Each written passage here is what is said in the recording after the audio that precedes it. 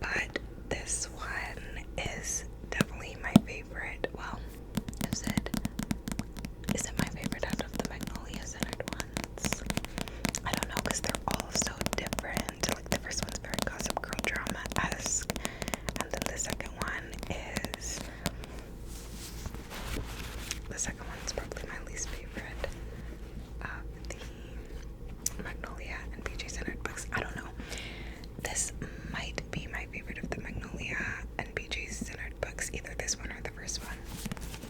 But this takes a completely different tone to it, because in this book it's less about BJ and Magnolia's love like coming together, and it's more about dealing with traumas that they've been through.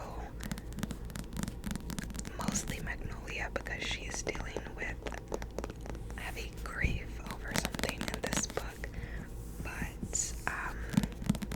BJ is dealing with different traumas as well. So it was really beautiful. At first, I remember it was kind of hard for me to get into, because I was like, oh, this is a much deeper tone than the other books, and the other ones are very like Gossip Girl-esque, and then this one comes in sweetening, and the main theme is like about grief and loss and dealing with that. And so I was like, oh my gosh. But it ended up just being so beautiful, like the quotes about just loving someone so much and about dealing with loss and grieving, like it was just so beautiful, heart-wrenchingly beautiful again, that by the end of it I was just like, wow, this is such a beautiful book. So that's why I think it's in my top 5 reads from January through June of the year. I will say it did feel a bit long at times, specifically at the beginning, but like I said, it was just so beautiful that, yeah, there was just so many quotes and stuff that I thought was so beautiful. I was teary-eyed at times, like I was just so gorgeous. I loved it. So yeah, I could say some like nitpicky things, but overall it was such a beautiful book.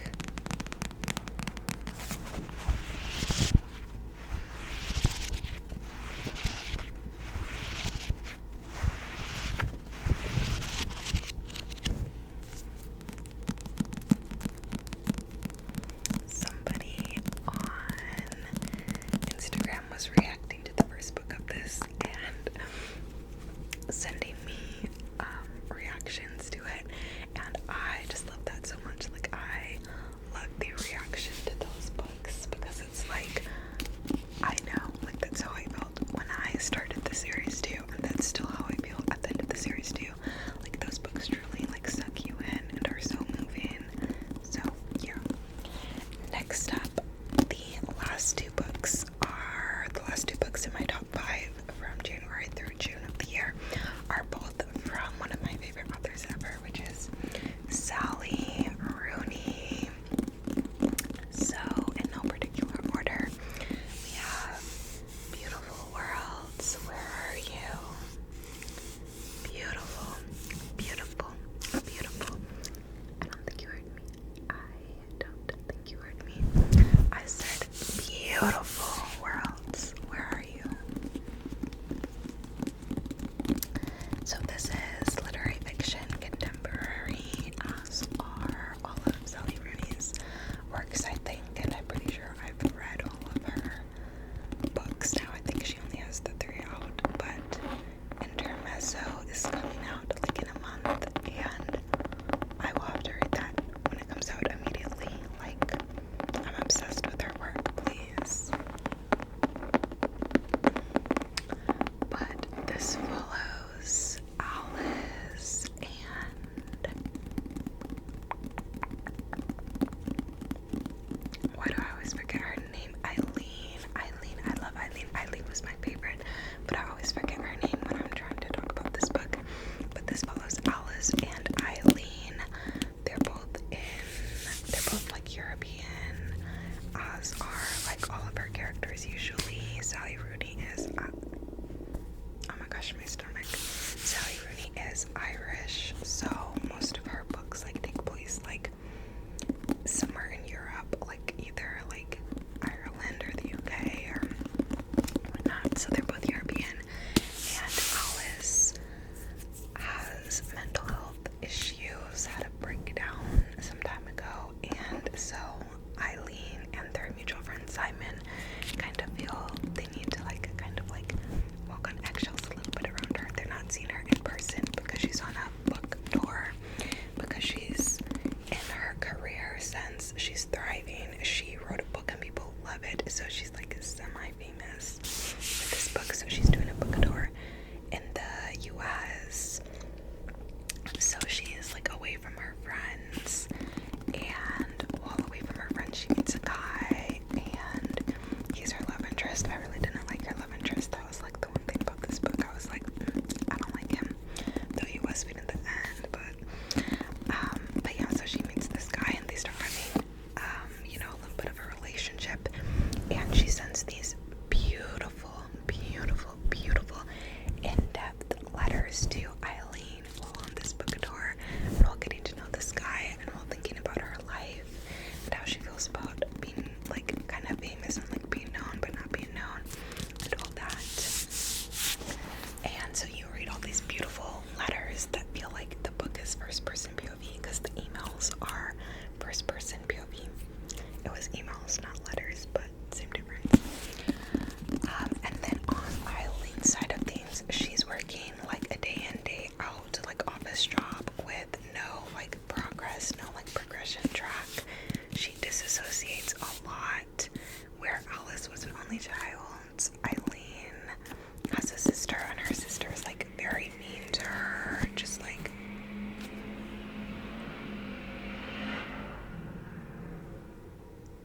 people are so ridiculously loud outside. But while Alice was an only child, Eileen has a sister, and her sister is very mean to her, and her mother always tries to get her to like help her sister not be mad at her, the mother. But when the sister is like mad at her, like being whatever to Eileen, then of course the mother doesn't help. Or sometimes Eileen and the sister will get into fights because she's trying to help the mother, but the mother won't try to help her. Like it's that type of dynamic. And her father's very like passive and like doesn't do anything and basically lets the mother and the sister run amok, like mistreating Eileen. So she's trying to be like a good daughter and a good sister and all that, but she's not experiencing much love or care from her family. So like the people that she's close to are Atlas, who's over across the sea currently, and Simon, this dude that she's been friends with and had a crush on for years. So then Simon is Eileen's love interest, and I loved Simon. I loved Eileen and Simon so much.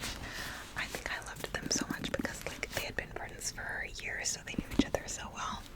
Which is funny because I always like whenever people say like book tropes like this, that, and the third, I'm always like, no, I don't really like the friends to lovers trope, like da da da da da. Like I prefer the enemies to lovers trope with, the tension, the spicy tension. Like I love enemies to lovers, like da da da, and that's true, I do. But I realized I actually do really like the friends to lovers trope too, because I love the idea of like someone knowing you best and loving all of you, loving you most, while knowing all these parts of you.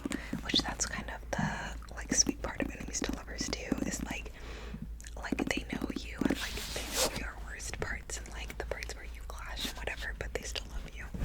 So I guess even though they're like opposite tropes, they kind of go hand in hand in that aspect. But yeah, I loved Simon and Eileen's relationship so much. It was so cute.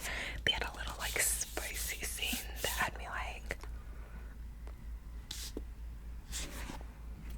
me shook, because like normally there aren't really like spicy scenes, like there are scenes of like doing the thing in her books, but like it's not like spicy, it's in a very like beautiful artistic way.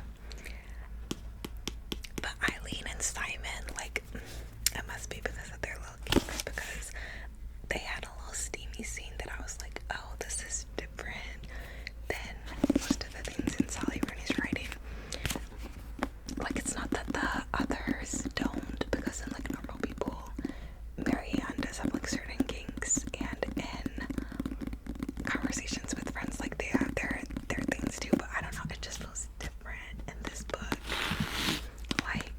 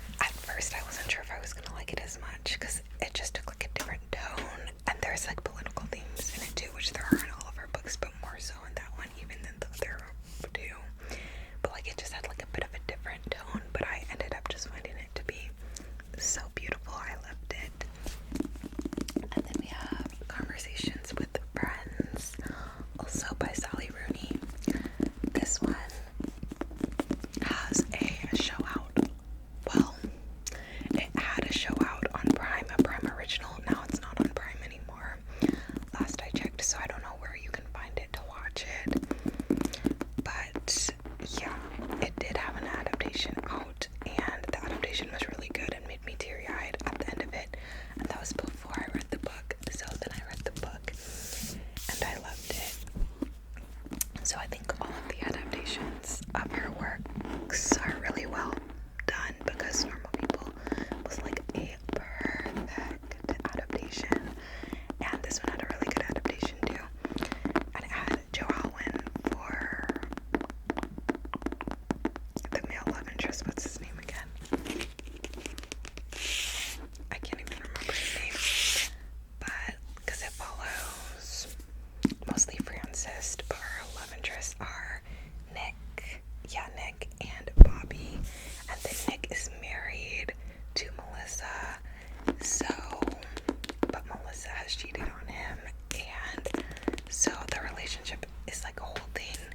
So Bobby and Nick start an affair, and then what am I saying? Francis and Nick start having an affair. Bobby has a crush on Melissa. Bobby and Francis are exes and also roommates. Then eventually they like tell Melissa, and then they enter into like a 3-person relationship, the 3 of them. And then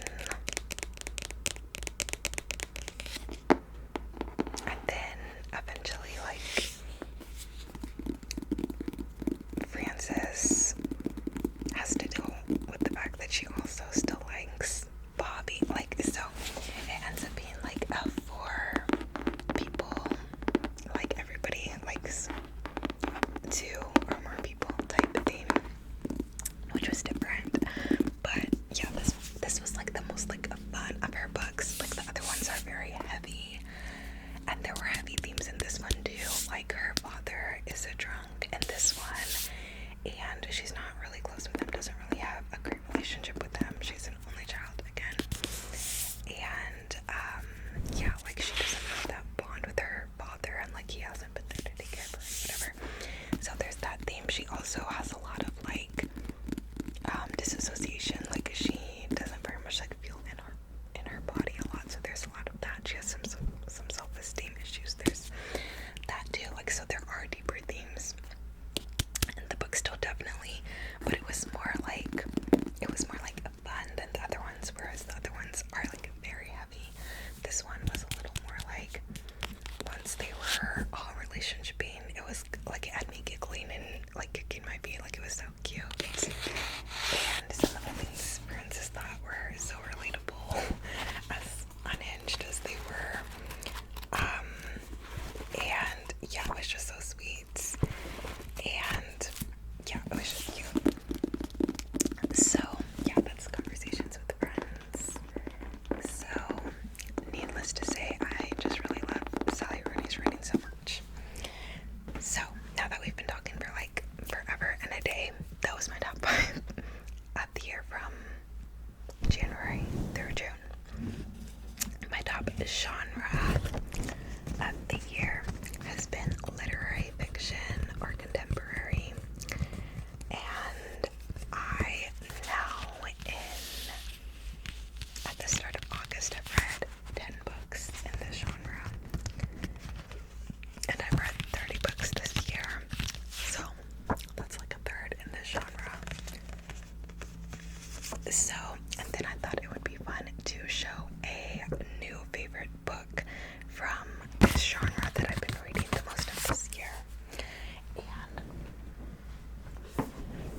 And for that, I picked Eleanor Oliphant is Completely Fine by Gail Honeyman.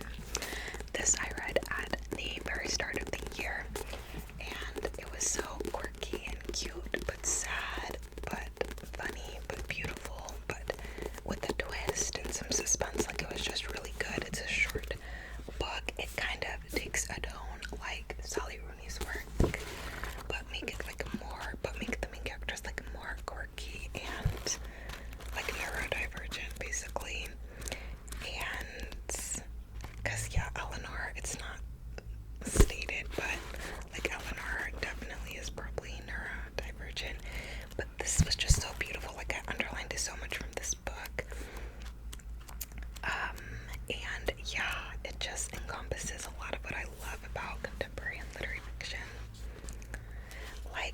she was an excerpt from chapter 3, since I was flipping through and saw this part underlined. So she said, "Why him? Why now? On Monday morning, waiting at the bus stop, I tried to work it out. It was a tricky one. Who can understand the works of fate after all? Far greater minds than mine had tried and failed to arrive at a conclusion. There he was, a gift from the gods, handsome, elegant, and talented. I was fine, perfectly fine, on my own, but I needed to keep Mummy happy and keep her calm so she would leave me in peace. A boyfriend, husband might just do the trick. It wasn't that I needed anyone. I was, as I previously stated, perfectly fine." And then later it says, "I had concluded that there was something particularly mesmerizing about his eyes. My own are a similar shade, although they're nowhere near as beautiful. Looking at photographs, I was reminded of someone. It was only a half memory, like a face under ice or blurred by smoke. Indistinct. Eyes just like mine, eyes set in a little face, wide and vulnerable, full of tears." And then I remember it started out beautifully.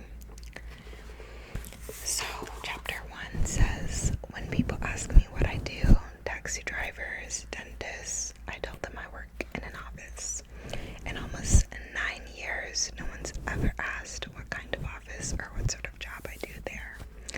I can't decide whether that's because I fit perfectly with their idea of what an office worker looks like, or whether people hear the phrase work in an office and automatically fill in the blanks.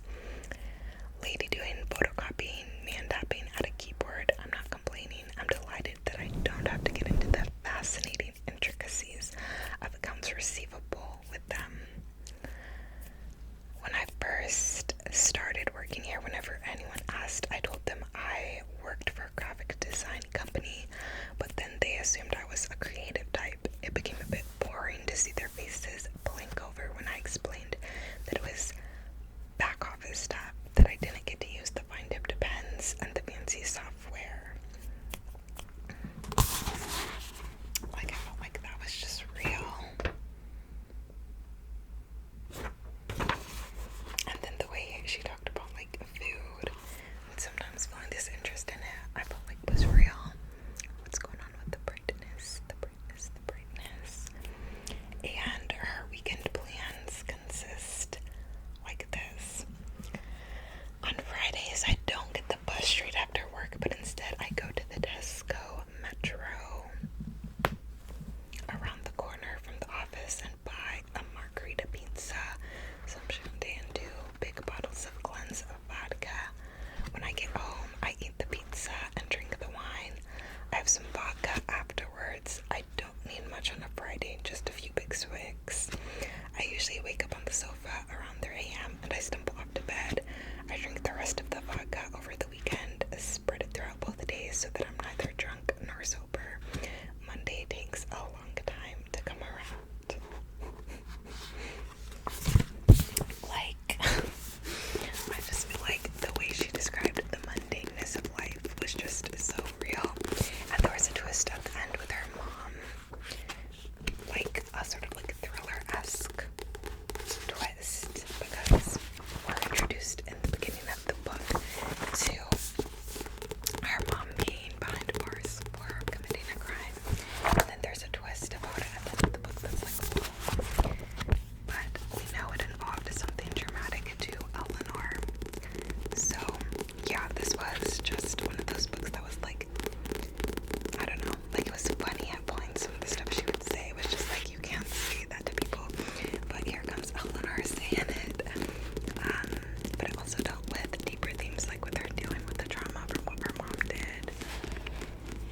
And she does have like a slight love interest in it, but it's not like the point of the book, and it doesn't like end with like them like riding off into the sunset getting married or anything, but he's just sort of like a supporting role to her progress as a person through the story. So yeah, I thought it was really fun, and yeah, just a good representation, I feel like of a lot of the things that I've just been really liking and loving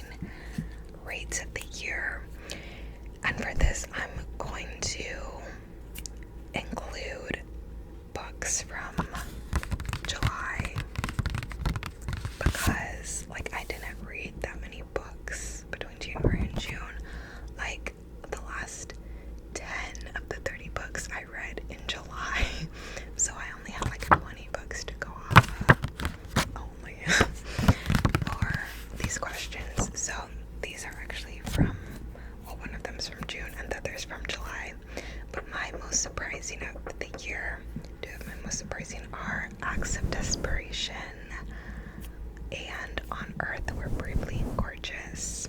So these are both again in that literary fiction genre, and they were just so beautiful and heartbreaking and moving, and yeah, I just love them, and I talked about both of them in my last two reading wrap-ups, so check those out if you haven't already.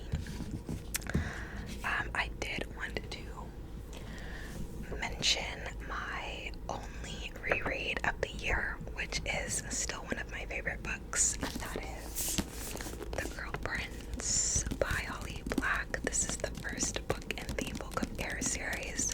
It's an Enemies to Lovers series, but really we don't get lovers till the last book in the series, so don't go into this one thinking they're lovey-dovey in this one. They're not. But I love them being enemies so much. Like, it's so good. But yeah, some stuff in this one, like Guardian is a villain in this one, 100%. But with context later, you can grow to love him if you do like enemies to lovers and some dark romance like me. So yeah, I reread this book. It's my only reread of the year, and I loved it. I loved it just as much as the first time. It had me squealing, and yeah, I will be rereading the other two in the series as well for this year, because I do want to read the Stolen Heir duology. That's kind of like a sequel duology off of this trilogy. So yeah, that's this one, still a fave, and my only reread of the year. And then my favorite dark romance of the year, because I was reading a lot of dark romance last year, and I read a little bit this year. So my favorite dark romance of the year was My Dark Romeo by Parker S. Huntington and L.J. Shen. So first of all, this cover is beautiful, beautiful, beautiful, beautiful, beautiful, beautiful. Fun, like the main characters were so unserious and so ridiculous, and it was just such a fun book. Like, I loved it so much. They were so unserious, and they were so terrible to each other at first, and like such jerks. But then, like, the spice was so good. Like, a lot of people don't like the spice because the first half of the spice isn't them like actually having, it's them like doing other things, or like kind of doing it but not. But I loved it. I loved it so much. The spicy scenes, obsessed. I loved it. For me, tension is like more spicy and more like ooh, and books like than the actual like he did this, he did that, she did this one there. Like, that's not really my vibe, my tea, but the tension, the build up, oh absolutely. So I loved the spicy scenes in this book so much, and it was so fun, so unserious, so ridiculous, and yeah, it was just a good time. So yeah, I do want to read something else by these two authors, and I think there's like another book in this series, like I think they're like interconnected standalones or something, but I haven't read it. I don't know if it's come out yet or what. I follow the authors now, so I saw they like released the cover for it or something, but yeah, I definitely want to read that, because yeah, if it's anything like this book, then I'm sure it'll be such a fun time. So that's that. I wanted to mention my favorite poetry book of the year too, which I honestly have loved all the poetry books I've read, but most recently I read Dream Work, which again I talked about in my reading wrap-up, and this book was just so relatable, so beautiful, so real, that I have to shout it out again in this video. So if you like poetry, definitely pick this book up and give it a chance. Like, it's so good. So yeah, like so good.